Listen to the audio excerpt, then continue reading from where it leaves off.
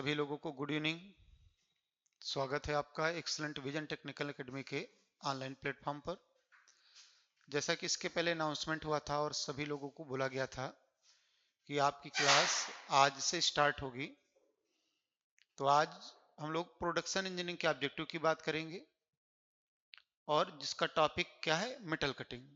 तो dear students, आज हम लोग पहले टॉपिक की बात करने जा रहे हैं, मेटल कटिंग के, जिसका पहला लेक्चर है आज, जिसके सभी हम लोग ऑब्जेक्टिव क्वेश्चन की बात करेंगे और उससे रिलेटेड थ्योरी के बारे में जानेंगे और क्वेश्चन को डिस्कस करेंगे।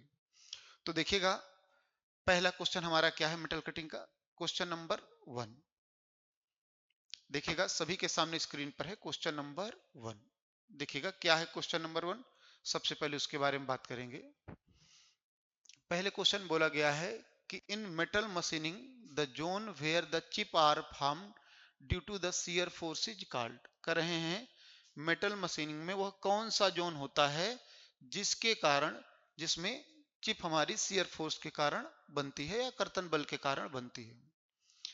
तो ये देखिए, यदि हम बात करें कि जो शियर जोन का रीजन होता है, यदि इसके बारे में हम लोग बात करते हैं तो देखिएगा बहुत ही प्रॉपर।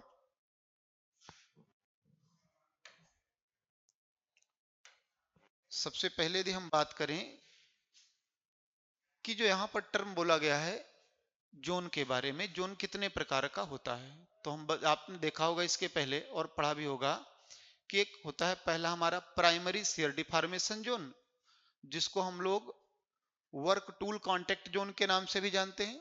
डायग्राम यहाँ देखिएगा, जूम करेंगे डायग्राम को, तो यहाँ पर यदि डायग्राम को हम देखें तो इस डायग्राम में जहां पर वर्कपीस और कटिंग टूल का कांटेक्ट होता है, जहां पर वर्कपीस और कटिंग टूल का कांटेक्ट होता है उसको हम लोग वर्क टूल कांटेक्ट जोन बोलते हैं। और किस लाइन पर वो पाया जाता है, तो जो आप बोलते हैं शियर प्लेन लाइन। यदि आप मैकेनिक्स ऑफ मेटल कटिंग के डायग्राम की बात करेंगे तो इस डायग्राम में जो हमारा शियर प्लेन रिप्रेजेंटेटिव वाली लाइन होगी, तो वही लाइन हमें क्या आइडेंटिफाई करेगी, प्राइमरी शियर डिफॉर्मेशन जोन को। इसी लाइन के अबाउट का जो रीजन होता है उसी को हम लोग प्राइमरी शियर डिफॉर्मेशन जोन के नाम से जानते हैं। और दूसरा यदि हम बात करें तो दूसरा हमारा होता है चिप टूल कांटेक्ट जोन। क्या बोलते हैं दूसरे वाले को हम, चिप टूल कांटेक्ट जोन। तो देखिए हमारे पास कटिंग टूल है और चिप है और वर्कपीस है, तो जब वर्कपीस और कटिंग टूल का कांटेक्ट हुआ तो उसी का नाम प्राइमरी शियर डिफॉर्मेशन जोन हुआ। और जब हमारे चिप और टूल का कांटेक्ट हुआ, जब हमारी चिप और टूल का, कटिंग टूल के टूल फेस का और चिप का कांटेक्ट हुआ, तो उनके बीच में जो रीजन का फॉर्मेशन हुआ या जोन का फॉर्मेशन हुआ, उसी को हमने क्या जाना, सेकेंडरी शियर डिफॉर्मेशन जोन, या उसी को हम लोग बोलते हैं फ्रिक्शन जोन, उसी को हम लोग बोलते हैं चिप टूल कांटेक्ट जोन। तो क्वेश्चन ने यहाँ पर कहा है कि जो हमारी मशीनिंग क्रिया के समय, जब मेटल मशीनिंग होती है, तो मशीनिंग क्रिया के समय, मशीनिंग क्रिया के समय जो हमारी चिप बनती है, हाँ क्वेश्चन ने बोला है कि मशीनिंग क्रिया के समय जब चिप हमारी बनती है तो उस समय वह कौन सा जोन होता है जो शियर फोर्स के कारण फॉर्मेशन जिसका हमारे होता है। तो शियर फोर्स का जो फॉर्मेशन यहाँ पर हमारे हो रहा है, क्योंकि यहाँ पर इस बात किसकी की गई है, चिप की बात की गई है कि शियर फोर्स के कारण चिप हमारी बनती है। तो देखिए, जब आप स्टार्टिंग जो हमारा बल लगता है, जब चिप का फॉर्मेशन स्टार्ट होता है, तो वो हमारा शियर फोर्स होता है। और शियर फोर्स लगता कहां पर है, जहां पर वर्क और टूल का कांटेक्ट होता है, कटिंग टूल और वर्कपीस का कांटेक्ट जहां पर होता है, वहीं पर हम लोग क्या बात करते हैं, प्राइमरी शियर डिफॉर्मेशन जोन की बात करते हैं। तो आंसर हमारा क्या हो जाएगा, प्राइमरी शियर डिफॉर्मेशन जोन। देखिए यहाँ पर हमने प्राइमरी शियर डिफॉर्मेशन जोन की भी बात किया है और सेकेंडरी शियर डिफॉर्मेशन जोन की भी बात किया है। तो यहाँ पर देखिए आंसर हो जाएगा third number, primary shear deformation zone. ठीक, बात करते हैं नेक्स्ट क्वेश्चन के बारे में कि दूसरा क्वेश्चन क्या है।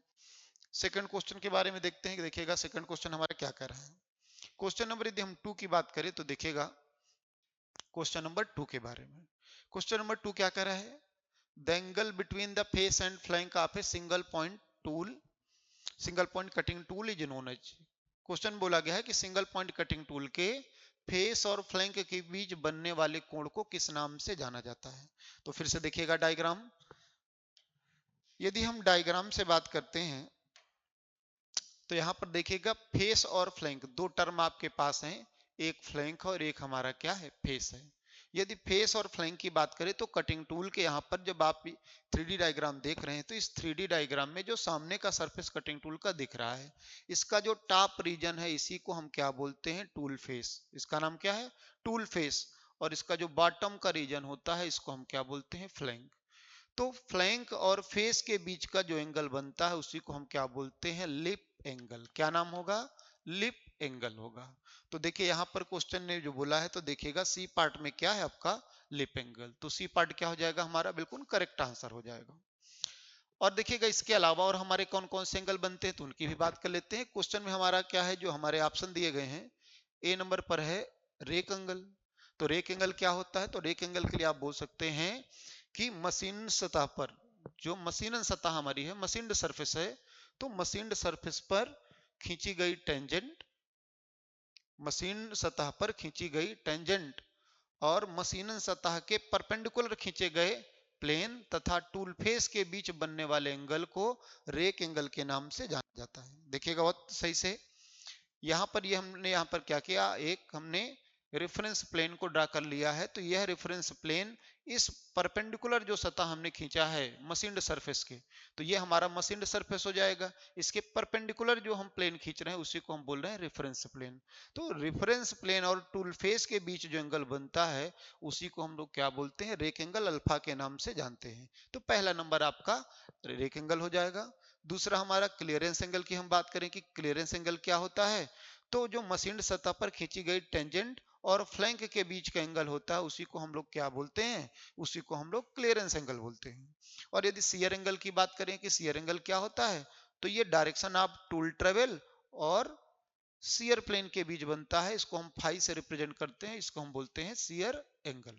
तो यहाँ पर जो क्वेश्चन पूछा गया था वो बोला गया था कि कटिंग टूल के टूल फेस और फ्लैंक के बीच जो एंगल बनता है उसका नाम क्या होगा, तो उसका नाम होगा केवल और केवल लिप एंगल।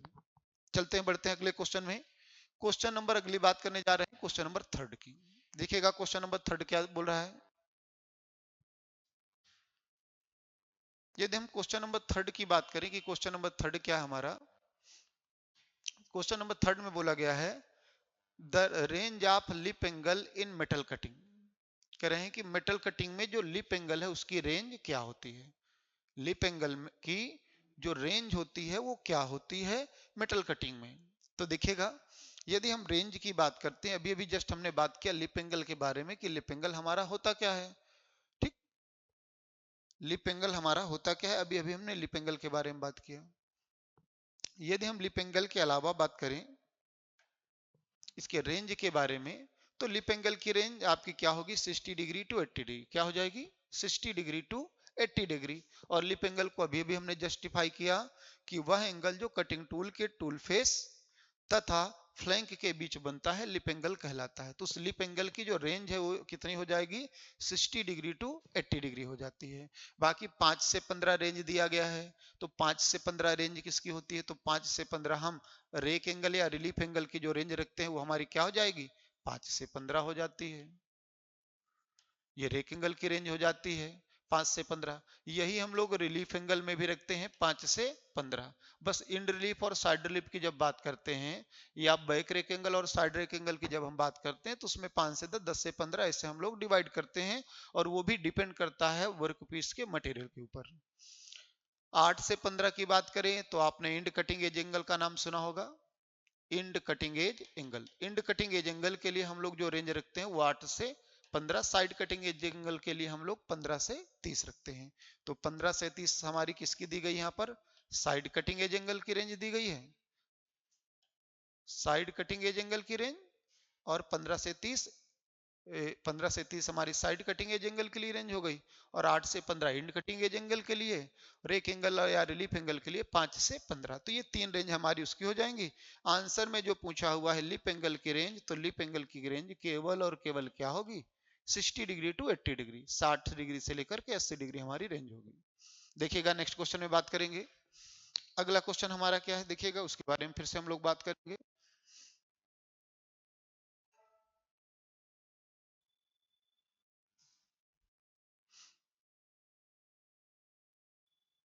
क्वेश्चन नंबर हमारा 4। आगे बात करेंगे किस क्वेश्चन की? क्वेश्चन नंबर 4 की। देखिए क्वेश्चन नंबर 4 क्या कह रहा है उसके बारे में जानेंगे हम।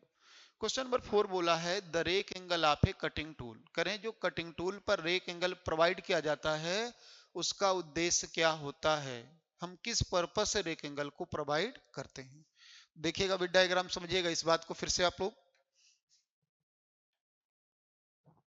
यदि हम लोग डायग्राम में बात करें कि रेक एंगल क्या है, तो अभी अभी आपने देखा कि रेफरेंस प्लेन और टूल फेस के बीच जो हमारा एंगल बन रहा था उसी का नाम क्या था? अल्फा। उसी को हम क्या बोल रहे थे? Rake angle. तो इस रेक एंगल का क्या उद्देश्य होता है? अब देखिए डिपेंड करता है कि क्वेश्चन ने क्या पूछा है। बाकी यदि हम बात करें ओवरऑल व्यू में कि रेक एंगल बढ़ता है तो क्या दिक्कत होता है, घटता है तो क्या दिक्कत होता है। देखिए दो डायग्राम यहाँ पर हम आपके बनाते हैं, एक जिसमें रेक एंगल का मान क्या है? ज्यादा है, और एक जिसमें रेक एंगल का मान क्या है? कम है। देखिए दो डायग्राम आपके सामने बने हुए हैं, जिसमें से हम बात करें तो एक में रेक एंगल हमारा, एक में रेक एंगल हमारा क्या है? ज्यादा है। इसमें बात करें तो इसमें हमारा ज्यादा है रेक एंगल, और यहां पर हम बात करें तो इसमें हमारा जो रेक एंगल है वो कम है। देखिए यदि रेक एंगल ज्यादा होता है तो कटिंग टूल शार्प होता है। देखिए यहाँ पर रेक एंगल यदि ज्यादा है तो कटिंग टूल क्या है? शार्प है। शार्पनेस ज्यादा होगी कटिंग टूल में तो कटिंग टूल क्या करेगा? कम बल पे मटेरियल को रिमूव कर देगा। लेकिन शॉक और इंपैक्ट लोड को सहने की पावर उसके अंदर नहीं होती है। तो यदि कटिंग टूल पर रेक एंगल का मान कभी भी इंक्रीज होता है या अधिक होता है तो उस समय क्या होता है? उसमें कटिंग टूल की स्ट्रेंथ ज्यादा होती है। यदि रेक एंगल का मान कम है तो कटिंग टूल की स्ट्रेंथ क्या होगी? ज्यादा होगी, जो पहले नंबर डायग्राम में दिखाया गया है। दूसरे में बात करें तो रेक एंगल की लिमिट ज्यादा है, तो रेक एंगल का मान यदि ज्यादा होगा तो उसमें कटिंग टूल आपका स्ट्रॉन्गर नहीं होता है। सॉफ्ट और डक्टाइल मटेरियल के लिए तो सफिशिएंट होता है, लेकिन हार्ड और ब्रिटल मटेरियल के लिए सफिशिएंट नहीं होता है, क्योंकि हार्ड और ब्रिटल मटेरियल में शॉक और वाइब्रेशन का मान अधिक होता है, जिसके कारण कटिंग टूल के टूटने का खतरा होता है। तो इसीलिए यदि रेक एंगल हम अधिक रख रहे हैं तो सॉफ्ट और डक्टाइल मटेरियल के लिए यूज करते हैं वो ऐसे कटिंग टूल को, और यदि कम रख रहे हैं तो उसके लिए हम लोग हार्ड और ब्रिटल मटेरियल के लिए उसका इस्तेमाल करते हैं, या तो नेगेटिव रेक एंगल रखते हैं। ठीक। तो यहाँ पर क्वेश्चन ने बोला है पहला, करें कि रेक एंगल क्या करता है? Control the chip formation. ये चिप के बनने को क्या करता है? नियंत्रित करता है। तो बिल्कुल यदि हम बात करें कि रेक एंगल का चिप के बनने में योगदान है कि नहीं है, तो देखिएगा जो नीचे आपका डायग्राम दिया गया यहां से भी हम समझ सकते हैं और ऊपर से भी समझ सकते हैं। देखिए अभी हमने बोला कि रेक एंगल कम है और रेक एंगल ज्यादा है। यदि रेक एंगल का मान ज्यादा होगा तो क्या होगा? ये जो टॉप वाला सरफेस है आपका, ये और आपका कम आ जाएगा। ये जो टॉप सरफेस है जिसको हम लोग टूल फेस बोल रहे हैं, यदि रेक एंगल का मान अधिक है तो टूल फेस में इंक्लिनेशन ज्यादा होगा, ये स्लाइडिंग ज्यादा होगी। तो चिप जो बनेगी वह आसानी से पास होगी नहीं होगी? बिल्कुल होगी। तो चिप आसानी से यदि मूव कर रही है तो उसके बनने की प्रवृत्ति क्या होगी? वो भी आपकी तेजी से होगी। जल्दी जल्दी चिप यदि बनेगी तो कटिंग टूल के टूल फेस से वो स्लाइड आसानी से हो जाएगी। और यदि कटिंग टूल के ऊपर से चिप स्लाइड आसानी से नहीं हो रही है तो इसका मतलब बल का मान क्या होगा? ज्यादा होगा। तो यहां पर यदि हम बात करें कि चिप का बनना और ना बनने को कंट्रोल क्या रेक एंगल करता है? तो बिल्कुल करता है, क्योंकि जब भी हम बात करते हैं रेक एंगल की तो यदि इसका मान बढ़ता है, इसका मान अधिक होता है तो चिप आसानी से स्लाइड कर जाती है, तो जनरेशन आसानी से होता रहता है। लेकिन यदि एंगल का मान कम रहता है तो टॉप सरफेस है टूल फेस का, जिसको हम लोग कटिंग टूल का, जिसको हम लोग टूल फेस बोलते हैं, तो वो जितना ज्यादा स्ट्रेट होगा कटिंग टूल को उतना आगे बढ़ने में दिक्कत होती है, उतना ही जनरेशन में दिक्कत होगी, क्योंकि जब चिप आगे बढ़ेगी नहीं तो जनरेशन भी आपका तेजी से नहीं होता है। दूसरा, जब रेक एंगल हमारा अधिक होता है, रेक एंगल हमारा पॉजिटिव में अधिक होता है, तो उस समय कटिंग टूल शार्प होता है, तो चिप का जनरेशन बहुत तेजी से होता है, क्योंकि कटिंग टूल शार्प होगा तो चिप आसानी से आपकी बनेगी। और कटिंग टूल आपकी कटिंग एज जो है वो थिक होगी तो उस समय कटिंग क्रिया के भी स्लो होगी, तो चिप का फॉर्मेशन भी धीरे धीरे होता है। तो बिल्कुल पहला आंसर बिल्कुल करेक्ट है कि चिप के बनने को यह नियंत्रित करता है। ये बताता है हमको कि चिप हमारी आसानी से बन रही नहीं बन रही, तेजी से बन रही कि नहीं बन रही, इस बात का पता किससे चलता है? हमारा ये रेक एंगल से पता चलता है। दूसरा दिया है डिटरमाइन द टूल सिग्नेचर। करें क्या ये टूल सिग्नेचर को बताता है? तो बिल्कुल ये टूल सिग्नेचर को नहीं बताता है। ये क्योंकि टूल सिग्नेचर में केवल ये अकेला एलिमेंट नहीं होता है, हम 7 एलिमेंट की बात करते हैं, जिसमें हमारा बैक रेक एंगल होता है, साइड रेक एंगल होता है, इंड रिलीफ एंगल होता है, साइड रिलीफ एंगल होता है, इंड कटिंग एज एंगल होता है, साइड कटिंग एज एंगल होता है और नोज रेडियस होती है। तो ये 7 एलिमेंट की बात हम करते हैं। अकेले केवल रेक एंगल ये टूल सिग्नेचर को आइडेंटिफाई नहीं कर सकता है। ग्रुप है 6 एंगल का और एक नोज रेडियस, वो पूरी की पूरी आइडेंटिफिकेशन होती है। तो यहाँ पर दूसरा पार्ट भी आपका बिल्कुल गलत है। Decide the type of the cutting action, करें ये कटिंग एक्शन को डिसाइड करता है? बिल्कुल नहीं करता है, क्योंकि कटिंग एक्शन हमारे पास दो हैं, एक आर्थोगोनल कटिंग है, दूसरी हमारी ऑब्लिक कटिंग है। तो आर्थोगोनल कटिंग कहती है कि जब कटिंग टूल की कटिंग एज तथा कटिंग वेलोसिटी के बीच बनने वाले एंगल का मान 90 डिग्री होगा तो उस समय आर्थोगोनल कटिंग होगी, और यदि यही एंगल का मान नॉट इक्वल टू 90 डिग्री है तो हम उसको क्या बोलते हैं? ऑब्लिक कटिंग बोलते हैं। अधिकतर हम लोग लेस देन 90 डिग्री की बात करते हैं। तो यदि 90 डिग्री से कम है तो हमारी ऑब्लिक कटिंग है। तो यहाँ पर कोई रोल हमारे रेक एंगल का नहीं होता है। तो यहाँ पर सी पार्ट भी बिल्कुल गलत है। Prevent the rubbing of the machined surface, अब देखिए रबिंग होगी कि नहीं होगी? तो रबिंग की बात कौन करता है? रिलीफ और क्लियरेंस एंगल करता है। रेक एंगल का रबिंग से यहाँ पर कोई मतलब नहीं होता है। यदि जो हम बात करते हैं कि मशीन्ड सरफेस पर रबिंग की, तो मशीन्ड सरफेस पर रबिंग का काम केवल रिलीफ अथवा क्लियरेंस एंगल का होता है। तो यहाँ पर केवल पार्ट आपका ए नंबर सही है, बाकी आपके पार्ट क्या है? रॉन्ग है। देखिएगा अगले क्वेश्चन हम लोग बात करने जा रहे हैं। क्या करें हमारा नेक्स्ट क्वेश्चन, वो देखिएगा आप लोग। क्वेश्चन नंबर 5 की बात करेंगे। For achieving a specific surface finish in single point turning the most important factor to be control, करें सबसे महत्वपूर्ण फैक्टर कौन सा है जिसको कंट्रोल करना होता है सिंगल पॉइंट टर्निंग ऑपरेशन के समय? यदि एकल बिंदु कटिंग औजार के द्वारा टर्निंग ऑपरेशन आप कर रहे हैं तो उस समय आवश्यक सतह परिष्करण प्राप्त करने के लिए किस फैक्टर को कंट्रोल करना आवश्यक होता है? तो देखिएगा हम यदि सरफेस फिनिश को लेकर के बात करें कि कौन सा हमारा फैक्टर वर्क करेगा, कौन सा फैक्टर वर्क नहीं करेगा, यदि इस बात को लेकर के हम बोलते हैं तो उसमें क्या हो जाता है, तो देखते जाइएगा सभी लोग फिर से। यहां पर हम टर्म की बात करें कि सरफेस फिनिश को कौन प्रभावित करेगा, कौन प्रभावित नहीं करेगा। ठीक है, तो पहले नंबर पे आपका टर्म दिया गया है क्या? डेप्थ ऑफ कट, कि क्या डेप्थ ऑफ कट हमारा करेगा नहीं करेगा। ठीक, दूसरा कटिंग स्पीड करेगी नहीं करेगी, फीड करेगी नहीं करेगी, टूल का रेक एंगल है ये करेगा नहीं करेगा, और करेगा। देखिए कहीं पर भी आला फेबम नहीं है, मतलब सभी की बात नहीं कर रहे हैं, केवल एक पूछना है उनको कि इनमें से करेगा तो कौन सा करेगा, कि सरफेस हमारा अच्छा बन रहा है सिंगल पॉइंट टर्निंग ऑपरेशन में कि नहीं बन रहा है। अब देखिएगा सबसे पहले यदि हम डेप्थ ऑफ कट की बात करें कि डेप्थ ऑफ कट क्या होती है, तो आप कहते हैं the perpendicular distance between the machined and the unmachined surface, किसी भी वर्कपीस के मशीनित तथा अमशीनित सतह के बीच की लंबवत जो दूरी होती है, परपेंडिकुलर डिस्टेंस होती है, उसी को हम क्या बोलते हैं? काट की गहराई, या उसी का नाम होता है डेप्थ ऑफ कट। अब देखिए डेप्थ ऑफ कट के आधार पर ही फीट का सिलेक्शन होता है कि कितनी बार में कटिंग टूल चल के हमारा मटेरियल निकालेगा। तो यदि हमें cutting speed depth of cut हमको दे दिया गया है कि आपकी डेप्थ ऑफ कट है 0.8 mm, तो आप कह सकते हैं कि कटिंग टूल हमें 4 बार चलाना है, तो हम 0.2 mm लेकर के 4 बार में कटिंग क्रिया करेंगे, तो 4 बार में 0.8 mm का मटेरियल हमारा रिमूव हो जाएगा, तो फीड हम वहां पर 0.2 ले सकते हैं। तो ये डिपेंड किसके ऊपर करेगा? ये डिपेंड करेगा कि सरफेस के ऊपर कि हमें फीड ज्यादा लेना है कि कम लेना है, क्योंकि यहाँ पर जो फीड टर्म हमारा है जिसको हम लोग बोलते हैं भरण, फीड को हम क्या बोलते हैं? भरण। तो देखिएगा जो फीड टर्म हमारा है वो कहता क्या है कि यदि कोई भी कटिंग टूल एक बार में, यदि हम बार की बात करते हैं तो कोई भी कटिंग टूल एक बार में जितने थिकनेस के मटेरियल को रिमूव करता है उसी थिकनेस को हम लोग फीड के नाम से जानते हैं, केवल बार के लिए। और रॉड के लिए क्या बोलते हैं कि जब कोई भी कटिंग टूल एक चक्कर लगाए, कोई भी कटिंग टूल यदि 1 मिलीमीटर आगे बढ़े और जब वर्क पीस हमारा एक चक्कर लगाए, तो यदि वर्क पीस एक चक्कर लगाए और कटिंग टूल जितना आगे बढ़ेगा वही हमारा क्या कहलाएगा, फीड कहलाएगा। तो देखिएगा यहाँ पर जो फीड है वो डिपेंड कर रहा है किसके ऊपर, डेप्थ ऑफ कट के ऊपर, उसी के अकॉर्डिंग हम लोग लेते हैं। लेकिन ये ध्यान में रखते हुए कि सतह हमको कैसे चाहिए, सतह रफ चाहिए तो फीड ज्यादा ले लेंगे, और सतह हमें फिनिश चाहिए तो फीड को हम क्या करेंगे, हम कम ले लेते हैं। तो बिल्कुल यदि इन दोनों में बात करें तो दोनों में, डेप्थ ऑफ कट में और फीड में बड़ा कारक हमारा क्या हो जाता है, फीड हो जाता है। लेकिन बाकी को देखें हम तो बाकी कटिंग स्पीड है। देखिए कटिंग स्पीड के ऊपर भी हमारी सरफेस डिपेंड करती है। क्यों, यदि स्पीड हमारी स्लो रहेगी तो उस समय शॉक और वाइब्रेशन ज्यादा आते हैं तो सतह हमारी खराब बनती है।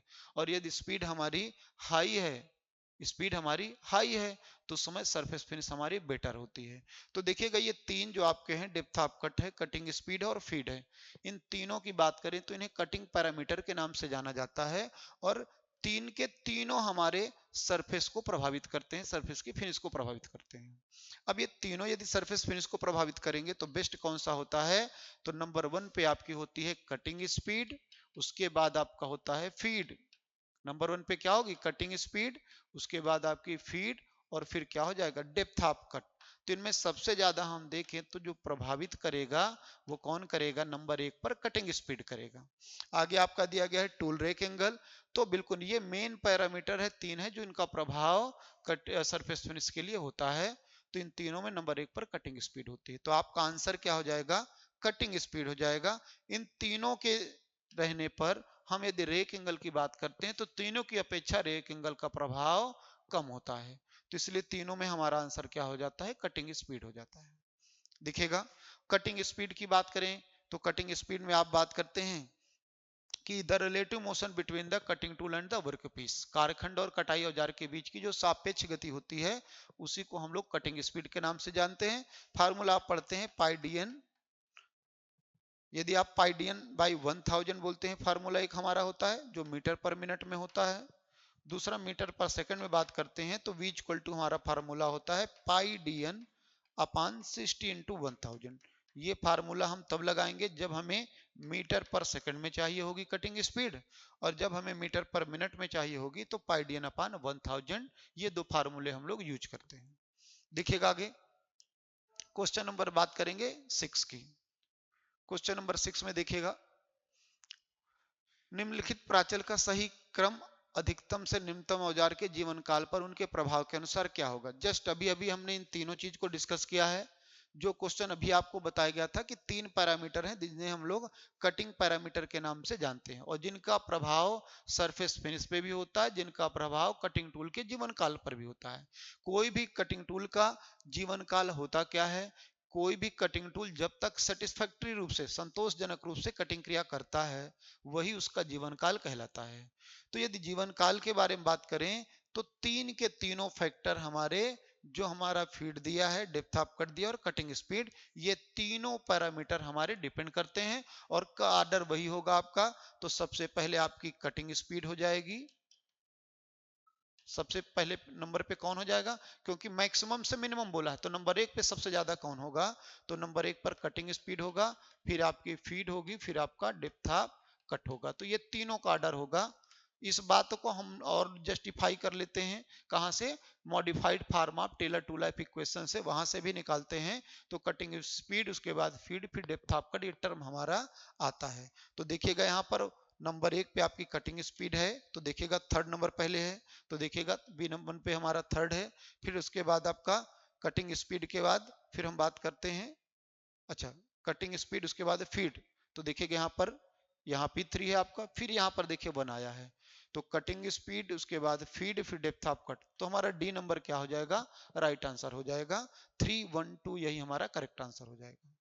देखिएगा, देखिए जितने क्वेश्चन है अधिकतर एग्जाम में पूछे हुए क्वेश्चन है, वो चाहे आपका एसएससी जेई हो, चाहे आपका बार्क हो, चाहे आपका डीआरडीओ हो, चाहे आपका इसरो हो, सेल हो, एनटीपीसी हो, भेल हो, ज्यादातर आपके क्वेश्चन अधिकतर यूपी आर्मिनल हो, यूपी ट्रिपल एससी हो, जो उनके बेस्ट क्वेश्चन है वही सीरीज आपके सामने यहाँ पर आती है।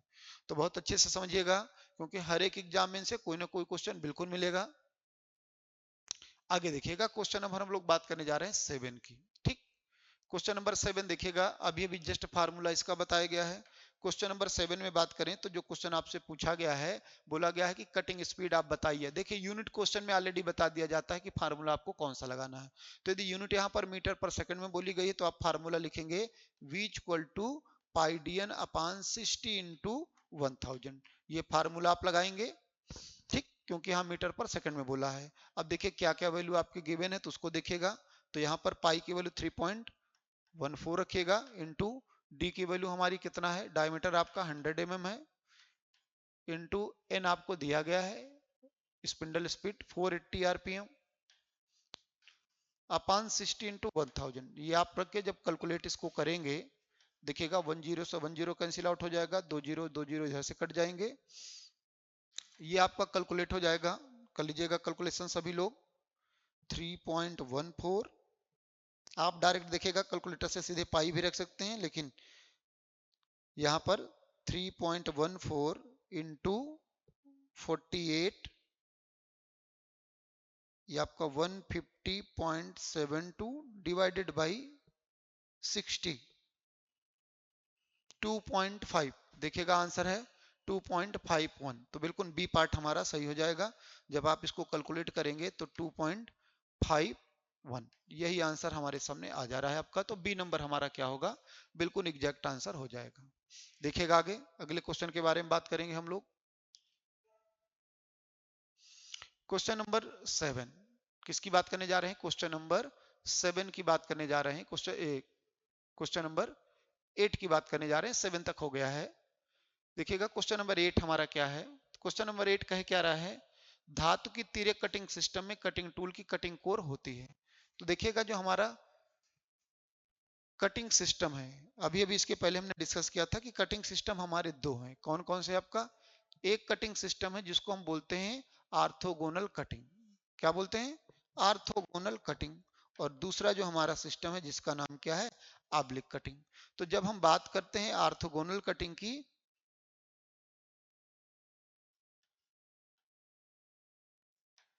जब हम लोग बात किसकी करते हैं, आर्थोगोनल कटिंग की,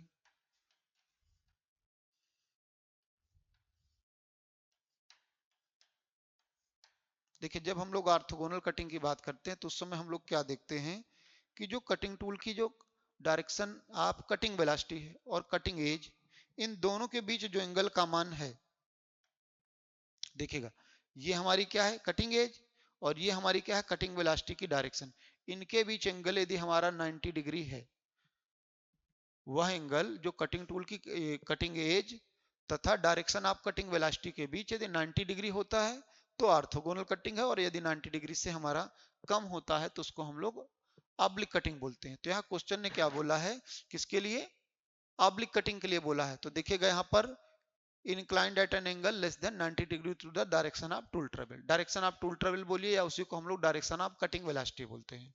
तो डायरेक्शन ऑफ कटिंग वेलोसिटी और कटिंग टूल की जो कटिंग एज है उसे 90 डिग्री से लेस देन 90 डिग्री लिखा हुआ है, कम डिग्री पर इंक्लाइंड होगी तो उसी का नाम क्या हो जाता है, ऑब्लिक कटिंग। तो बिल्कुल बी नंबर आपका बिल्कुल सही है।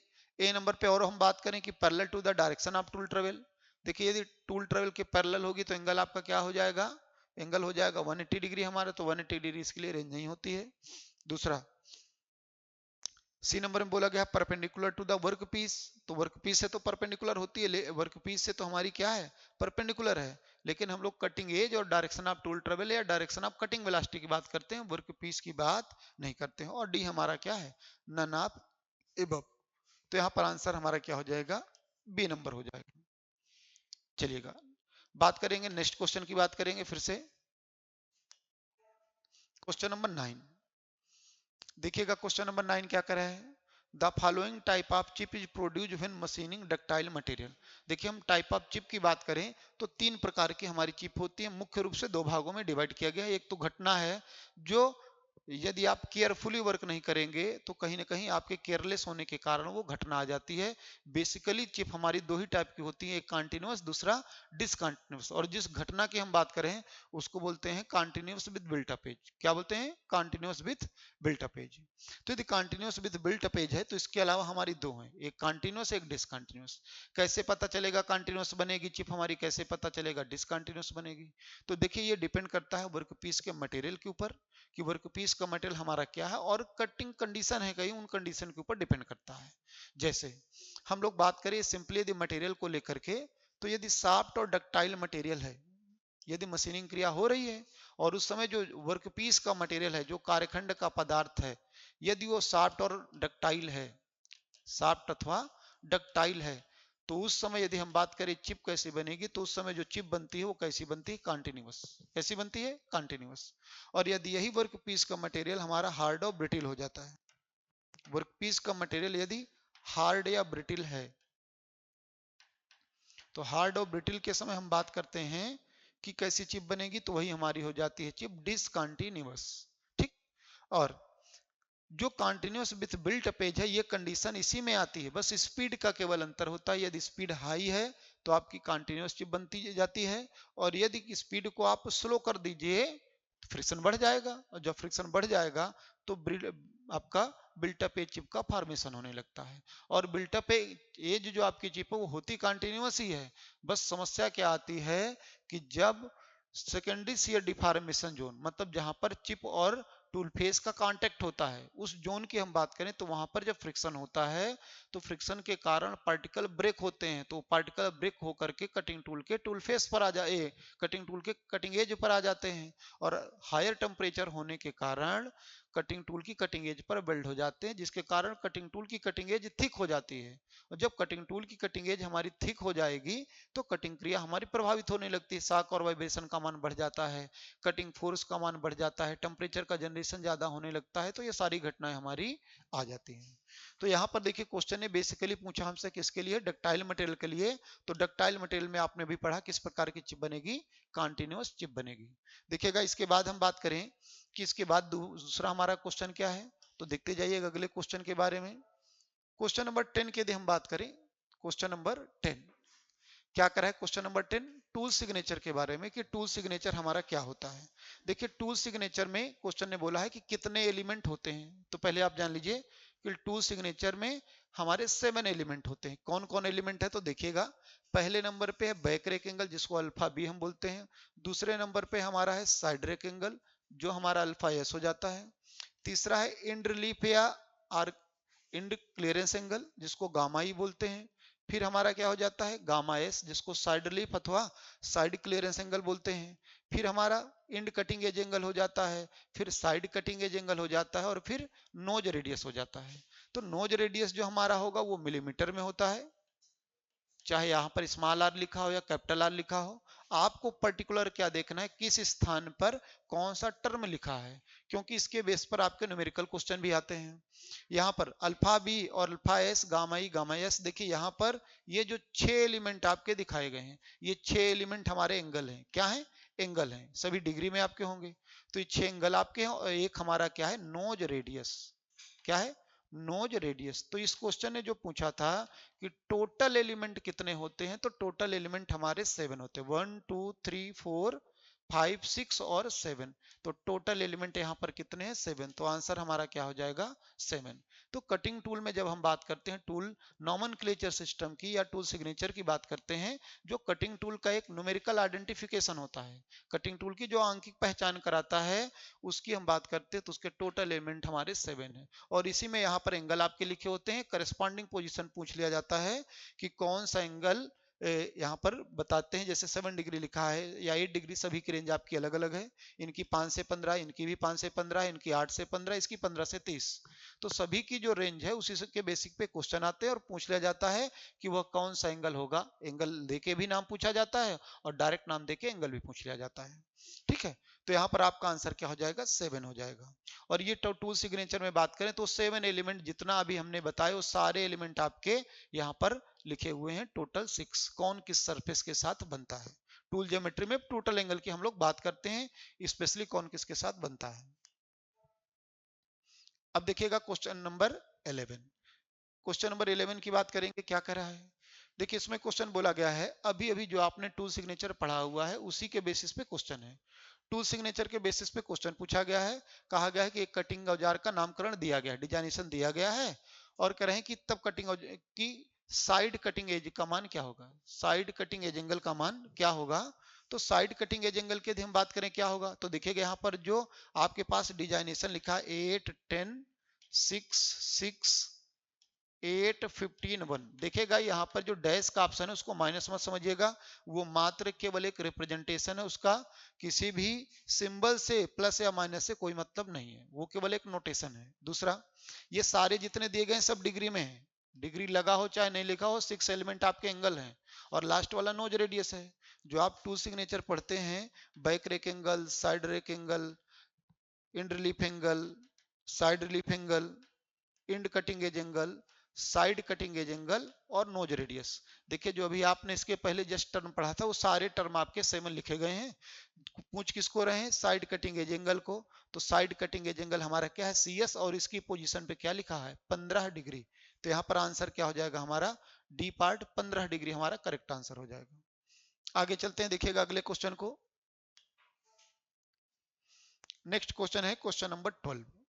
क्या कर रहे हैं क्वेश्चन नंबर 12, करें ability of a tool material to resist shock और इंपैक्ट फोर्सेज नोन एज। देखिए कटिंग टूल की प्रॉपर्टी की यदि हम बात करें कि इसकी जो रिक्विसाइट होती हैं या प्रॉपर्टी होती है वो कौन कौन सी होती हैं। पहला है रेडार हार्डनेस। कोई भी कटिंग टूल तभी कहा जाएगा जब उसके अंदर अधिक से अधिक टेम्परेचर को सस्टेन करने की पावर होगी, तो उसको हम क्या बोलेंगे, कटिंग टूल मटेरियल। ये कटिंग टूल की मटेरियल में नंबर 1 प्रॉपर्टी होती है रेडार हार्डनेस, जिसको बोलते हैं तप्त कठोरता या लाल कठोरता। तो पहली हमारी हो जाती है रेडार हार्डनेस। दूसरी क्या है हमारी, वियर रेजिस्टेंस है, जिसको आप अब्रेशन रेजिस्टेंस भी बोलते हैं, जिसको हम लोग बोलते हैं घिसाव प्रतिरोधकता। अब्रेशन रेजिस्टेंस या उसी का नाम है घिसाव प्रतिरोधकता। तो दूसरी प्रॉपर्टी हो जाती है वियर रेजिस्टेंस की। और तीसरी हो जाती है हमारी टफनेस, जिसको आप बोलते हैं चीमड़पन।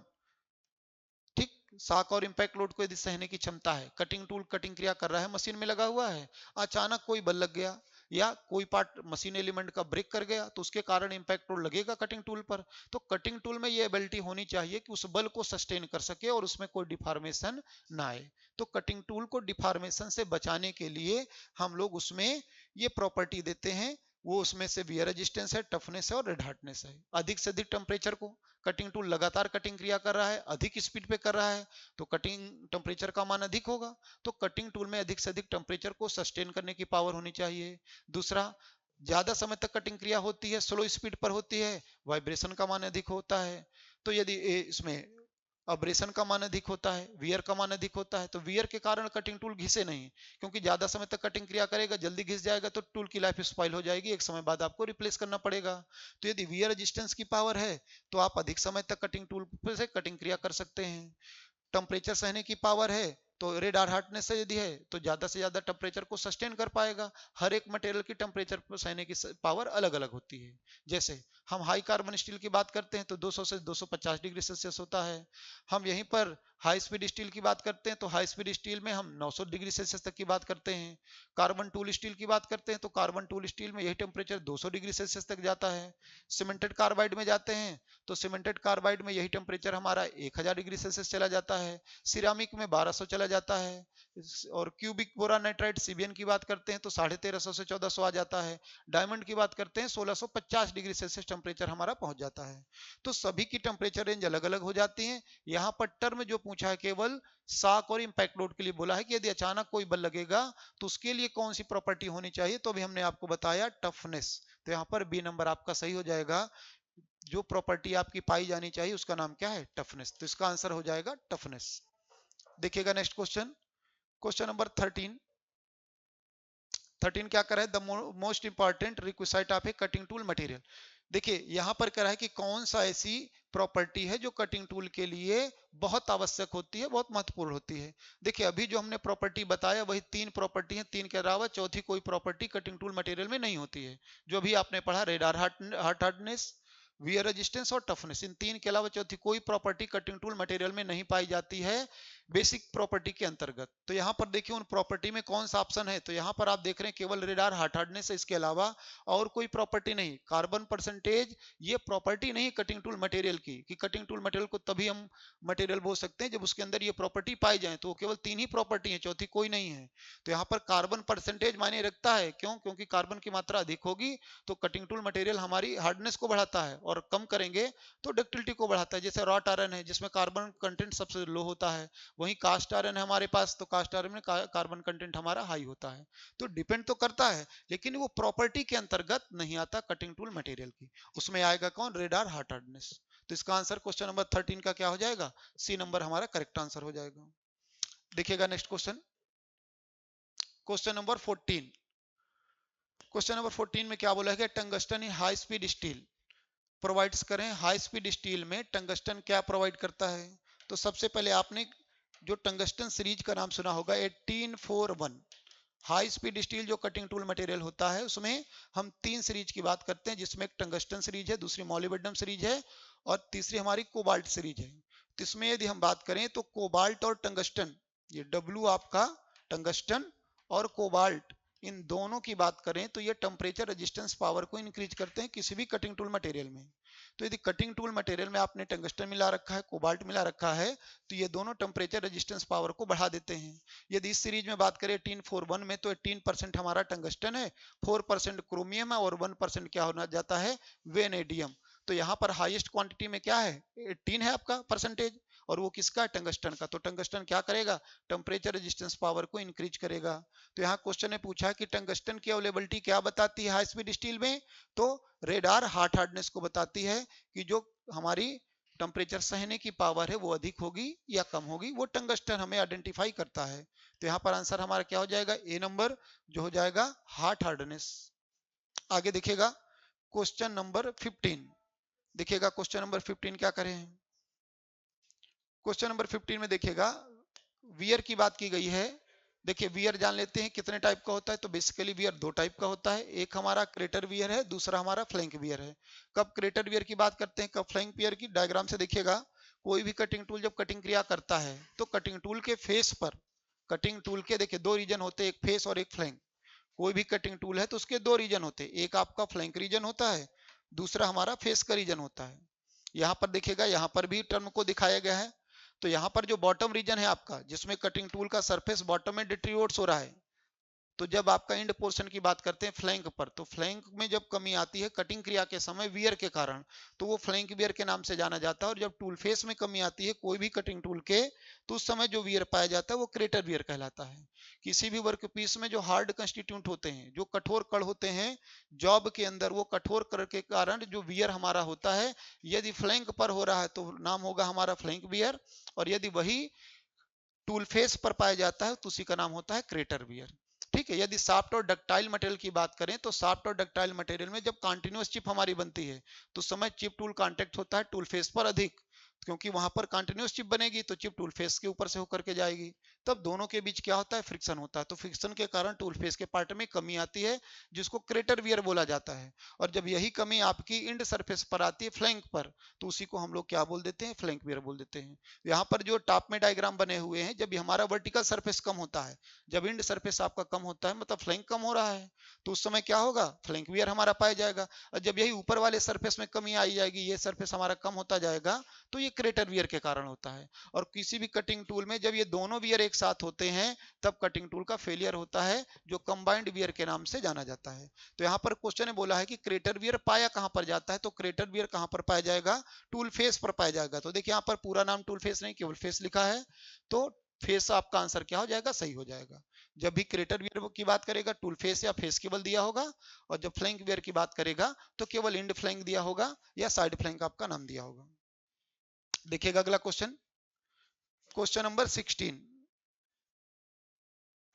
The tool life of a tool is to be over. If करें किसी भी कटिंग टूल के जीवन काल को कब हम बोल सकते हैं कि वो समाप्त होने वाला है, तो उसके लिए कंडीशन होती है। जैसे अचानक किसी भी कटिंग टूल का वेट कम हो जाए, पहले यदि कटिंग टूल का वजन आपका 1 kg था, बाद में यदि वो 980 ग्राम बचता है, तो इसका मतलब क्या है? 20 ग्राम आपका लॉस हुआ है। इसका मतलब जॉब के मास में कमी आई है। यदि जॉब के मास में कमी आती है तो बिल्कुल उस टूल का जीवन काल समाप्त हो सकता है।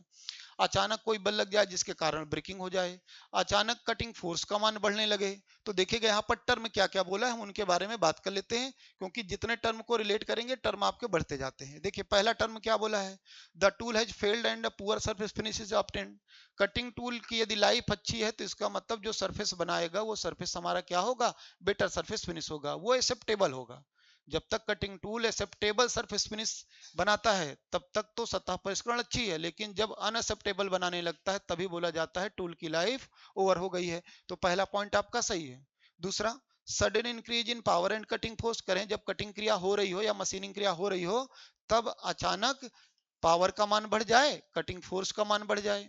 तो कटिंग फोर्स और पावर का मान कब बढ़ेगा, जब कटिंग टूल का कोई पार्ट टूट जाए या वियर बहुत अधिक मात्रा में होने लगे, ठीक, और चैटरिंग अपीयर्स हो जाए, मशीनिंग के समय चटचटाहट की ध्वनि उत्पन्न होने लगे, तो उस समय कटिंग टूल क्या कहा जाएगा, फेल कहा जाएगा। तो बी पार्ट भी आपका सही है। Over heating and fuming due to the friction occur. देखिए ओवर हीटिंग और फ्यूमिंग क्या है, जैसे आपका क्रेटर वियर हो रहा है, फ्लैंक वियर हो रहा है, तो उस समय जब वियर का मान अधिक होता है तो टेम्परेचर का मान भी बढ़ता है। टेम्परेचर का मान बढ़ता है तो कटिंग टूल की कटिंग एज बेंड हो जाती है, जिसको फ्यूमिंग के नाम से जाना जाता है, जो ड्यू टू हाई टेम्परेचर होती है। तो यहाँ पर थर्ड पार्ट भी हमारा क्या है, सही है। तो इसीलिए आपका सभी ऑप्शन आपके क्या हो जाएंगे, करेक्ट हो जाएंगे। तो इस ऑप्शन में आपके सभी के सभी करेक्ट हैं, चारों पार्ट आपके बिल्कुल। अगला देखिएगा क्वेश्चन नंबर 17। क्वेश्चन नंबर 17 में देखिएगा क्या कहा गया है कि जो टेलर टूल लाइफ इक्वेशन जिसकी हम बात करते हैं उसी के रिलेशन को पूछा गया है कि the Taylor correlation between the cutting speed and the tool life. Taylor नाम के साइंटिस्ट ने, इन्होंने मशीनिंग क्रिया में एक स्टेटमेंट दिया था जिसमें दो के बीच इन्होंने रिलेशन स्थापित किया था। एक आपकी कटिंग स्पीड थी, दूसरा हमारी टूल लाइफ थी। दूसरा हमारा क्या था, टूल लाइफ। टूल लाइफ को उन्होंने मिनट में बोला था और कटिंग स्पीड को मीटर पर सेकंड में बोला था। इन दोनों के बीच इन्होंने एक रिलेशन स्थापित किया जो था V T to the power N equal to C, जहां पर वी हमारी कटिंग स्पीड है, टी हमारा टूल लाइफ है, एन हमारा एक्सपोनेंट है, सी हमारा क्या है, कांस्टेंट है। जो एन एक्सपोनेंट है वो डिपेंड करता है कटिंग टूल मटेरियल पर। किसके ऊपर, कटिंग टूल मटेरियल के ऊपर। कटिंग टूल मटेरियल का मान बदलेगा, एन का मान क्या हो जाता है, चेंज होता चला जाता है। तो यहाँ पर जो रिलेशन पूछा गया है ऑप्शन क्या हो जाएगा, B number, V T to the power N is equal to C. देखिएगा क्वेश्चन नंबर 18। क्वेश्चन नंबर यदि हम 18 की बात करें तो देखिए यहाँ पर यही जो अभी आपने टेलर टू लाइफ इक्वेशन पढ़ा है उसी के बेसिस का एक न्यूमेरिकल है। टेलर टू लाइफ इक्वेशन क्या बोलती है, V T to the power N is equal to C.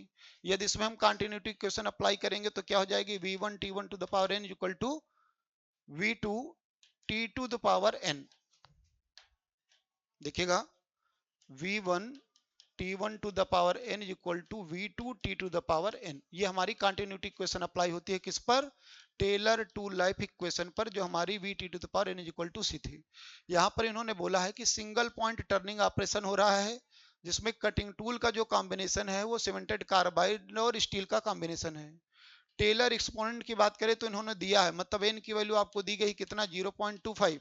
Cutting speed कर रहे हैं कि कटिंग स्पीड इज हाफ, मतलब पहले कुछ रही होगी तो आपने कहा v1 इक्वल टू v, बाद में कितनी हो गई तो v2 equal to v by 2। तब करें टू लाइफ पर उसका क्या प्रभाव पड़ेगा ये हमको बताना है। जैसे हमने कंटिन्यूटी इक्वेशन अप्लाई किया तो यहाँ लिख सकते हैं v1 upon v2 equal to t2 by t1। यहाँ पर जैसे ही हम होल पावर एन लगाएंगे तो यहाँ पर T1 और T2 का ही हमें देखना है कि उस पर प्रभाव क्या पड़ा है जब कटिंग स्पीड को आधा किया गया है। तो रख दीजिएगा वैल्यू, V1 की जगह क्या रखेंगे v, V2 की जगह v by 2 is equal to T2 by T1 हमें नहीं पता, वैसे लिख दीजिए आप। n पता है 0.25, वो आप रख दीजिए। v से v हमारा क्या हो जाएगा, कैंसिल आउट हो जाएगा, वैल्यू हमारी क्या बचेगी 2। यहाँ पर देखेंगे तो T2 upon T1 to the power, यहाँ 0.25 को हम 1/4 सीधे लिख सकते हैं। इसको और हम इवेलुएट करेंगे तो यहाँ पर पावर ऑलरेडी 1 है, 2 की पावर ऑलरेडी क्या है 1, कुछ भी नहीं तो 1 हमेशा मानते हैं हम। तो यहाँ पर लिख सकते हैं T2 upon T1 is equal to 1/4, इधर भेजेंगे तो 2 की पावर 1/4, इसी को टोटल हम लिख सकते हैं 2/4। तो यही हो जाएगा T2 by T1 is equal to 16, इसी को लिख सकते हैं T2 इक्वल टू 16 T1। मतलब जब कटिंग स्पीड को हम आधा करेंगे तो इसका मतलब टूल लाइफ पे कितना इफेक्ट होगा, 16 टाइम, 16 गुना का प्रभाव पड़ेगा। तो देखिएगा बी पार्ट में आपके आंसर है 16 टाइम्स, तो बी नंबर हमारा क्या हो जाएगा, सही हो जाएगा। अगला क्वेश्चन देखिएगा 19 नंबर। क्वेश्चन नंबर 19 बोला गया है कि चिप थिकनेस रेशियो क्या होता है, उसी के रेशियो को पूछा गया है। तो देखिएगा chip thickness ratio R equal to क्या होता है, टी बाई टी सी। क्या होता है, टी बाई टी सी, जिसको हम टी को बोलते हैं uncut chip thickness. Uncut chip thickness ये हमारा हो जाता है टी,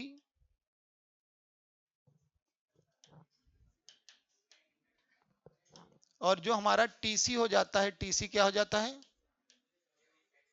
टीसी हमारा हो जाता है चिप थिकनेस।